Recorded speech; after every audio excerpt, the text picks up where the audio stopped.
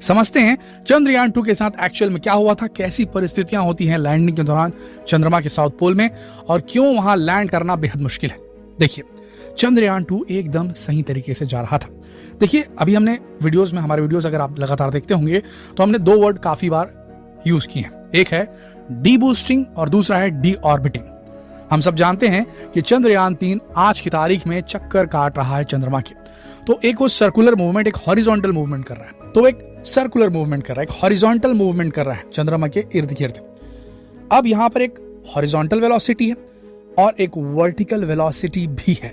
अगर हम उसकी स्पीड कम करेंगे, उसके घूमने की स्पीड को कम करेंगे, तो वो साइडवेज तो मूव करेगा ही, लेकिन स्पीड कम होने से वो धीरे धीरे उसकी जो वर्टिकल वेलोसिटी है वो भी धीरे धीरे बढ़ती जाएगी, यानी कि ऊपर से नीचे गिरने की गति उसकी बढ़ेगी, और उसका जो परिधि है, जिस ऑर्बिट में वो घूम रहा है, ऑर्बिट का जो घेरा है वो धीरे धीरे श्रिंक होता जाएगा और धीरे धीरे करीब आता जाएगा। तो इसके लिए स्पीड कम करने को हम डी बूस्टिंग कहते हैं।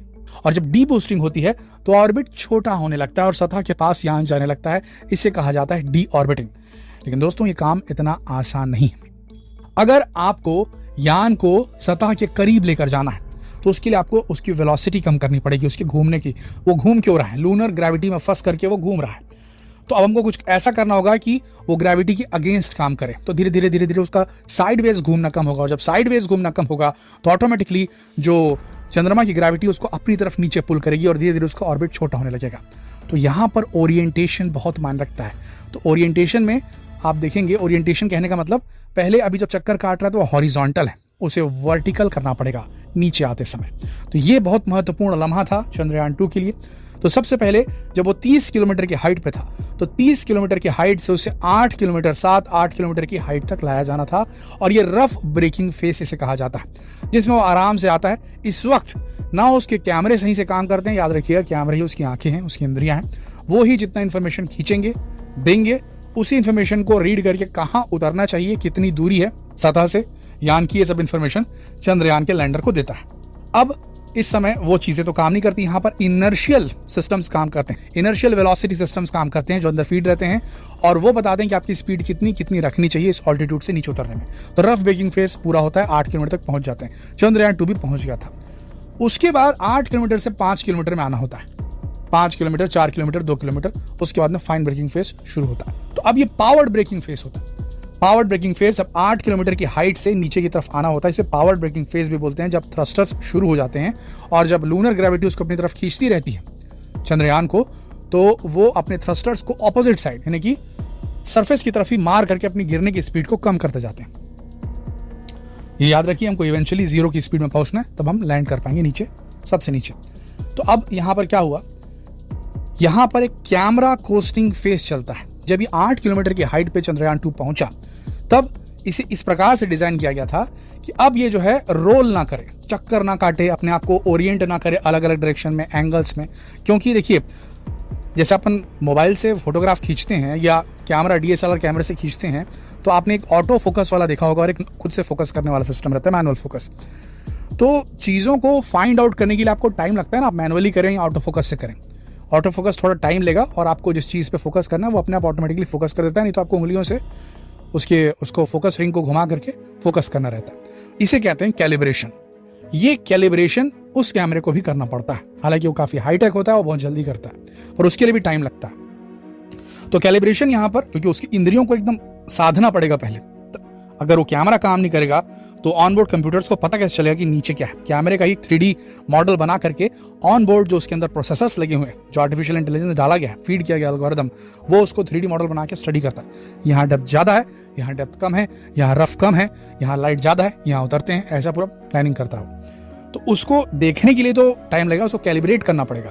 तो ये जो 8 किलोमीटर से नीचे उतरने का जो फेस रहता है, इसे कैमरा कोस्टिंग फेस बोलते हैं। कैमरा को देख करके वो कैमरा कैलिब्रेट करता है।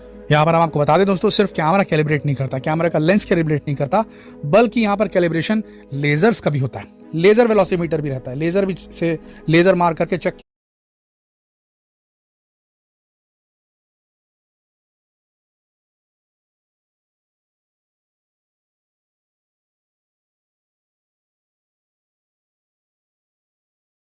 जरूरत के टाइम पर अगर लोन ना मिले तो क्या फायदा। पैसाबाजार.com पर जाओ और पाओ इंस्टेंट लोन सीधे अपने अकाउंट में। पैसाबाजार.com।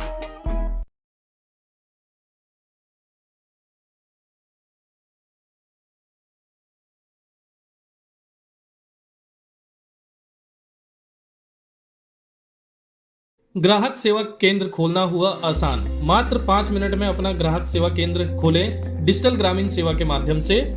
किसी परीक्षा को पास करने की जरूरत नहीं है, किसी सर्टिफिकेट की आपको जरूरत नहीं है। तुरंत रजिस्ट्रेशन करिए और तुरंत ही अपना आईडी पासवर्ड प्राप्त करिए। 50 से भी ज्यादा बैंकिंग, सरकारी व गैर सरकारी सेवाएं इसमें उपलब्ध है, जिनका आप इस्तेमाल कर सकते हैं एक लॉगिन पर। हर सर्विस पर आकर्षक कमीशन, आपकी हर ट्रांजेक्शन की सुरक्षा, आपकी हर समस्या का तुरंत समाधान मिले किया जाता है कितना डिस्टेंस है। तो लेजर जाती है, वापस आती है, उसको चेक करते हैं कितना डिस्टेंस है, कितनी वेलोसिटी रखनी चाहिए।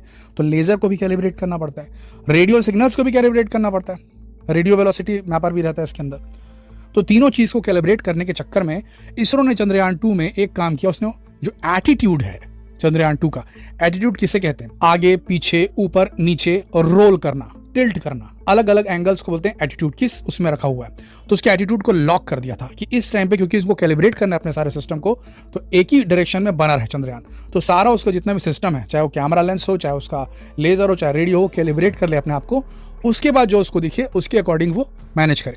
तो यहाँ पर लिमिट कर दी गई थी चंद्रयान 2 में 8 किलोमीटर से 4 किलोमीटर तक के डिस्टेंस तक के। इस चक्कर में क्या हुआ, वो कोर्स उसका बिगड़ गया वहां पर, क्योंकि वहां पर जो उसके इंजन लगाए गए थे उन्होंने जरूरत से ज्यादा फोर्स पैदा कर दी। इसीलिए इस बार जो है एक इंजन कम किया गया है। अब ज्यादा फोर्स पैदा कर दी उसने इंजन ने, लेकिन कैलिब्रेट करने के लिए लिमिटेशन डाल दिए गए थे, तो वो खुद से अपने आप को एडजस्ट नहीं कर पाया चंद्रयान 3। वैसे ही चलता रहा तो अपने तय पाथ से हट गया। पहली चीज ये गड़बड़ी हुई उसके बाद।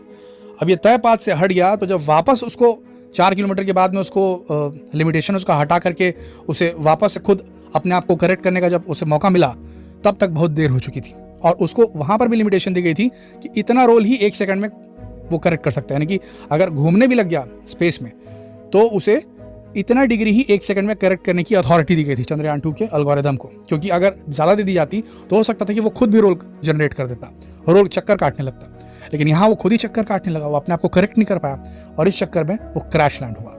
ये इन्फॉर्मेशन सिर्फ इसरो के पास में, क्योंकि चंद्रयान 2 को उन्होंने ही उतारा था, उन्होंने इन सारी सिचुएशंस को हैंडल किया। साउथ पोल, वो भी फार साइड, वहां डायरेक्ट रेडियो सिग्नल पहुंचना बहुत मुश्किल होता है और हमारा वहां पर ऑर्बिटर ऑलरेडी चक्कर काट रहा है चंद्रयान 2 का, जो हम अगर चाहें तो उसको as a backup relay communication centre के रूप में यूज कर सकते हैं। हमारा प्रोपल्शन मॉड्यूल भी है जो जाएगा उसके साथ में, वो भी कम्युनिकेशन का काम करेगा। तो यहाँ पर एज जो है, हम ये बताना चाहते हैं, यहाँ एज, यहाँ एडवांटेज इसरो के पास में है, रशिया के पास में एडवांटेज नहीं है। इन सारी चीज़ों को कैलिब्रेट करने के लिए काफ़ी कुछ करना पड़ेगा। इस बार क्या किया है चंद्रयान 3 में, इस बार क्या किया गया, उसको सारे तरीके से लैस कर दिया गया, पूरी अथॉरिटी दे दी गई है। चाहे 8 किलोमीटर का जो कैमरा कोस्टिंग फेस हो, चाहे फाइन ब्रेकिंग फेस हो, चंद्रयान 3 को पूरी अथॉरिटी अपने आप को जितना चाहे उतना एडजस्ट कर सकता है।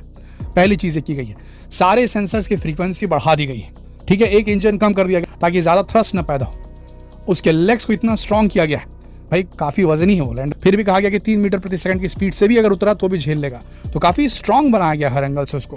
तो इस बार तो उतरना 100% है। तो ये जो रेक्टिफिकेशन इसरो ने किए हैं, अगर ये रेक्टिफिकेशन लूना 25 वालों ने किए हैं और उनका जो सिस्टम जैसा वो बताते हैं वो स्पीड है, तभी वो पहुंच सकते हैं हमसे पहले, अन्यथा वो क्रैश लैंड करेंगे, जैसे जापान ने किया था इसी साल अप्रैल में। ये बात आप लिख के ले लीजिए। आपको क्या लगता है नीचे कमेंट सेक्शन में लिखकर जरूर बताएं और जितना हो सके इस वीडियो को शेयर करें फेसबुक पर, व्हाट्सएप पर, यूट्यूब पर। जल्द मिलते हैं आपसे अगली वीडियो में, तब तक के लिए आप सबका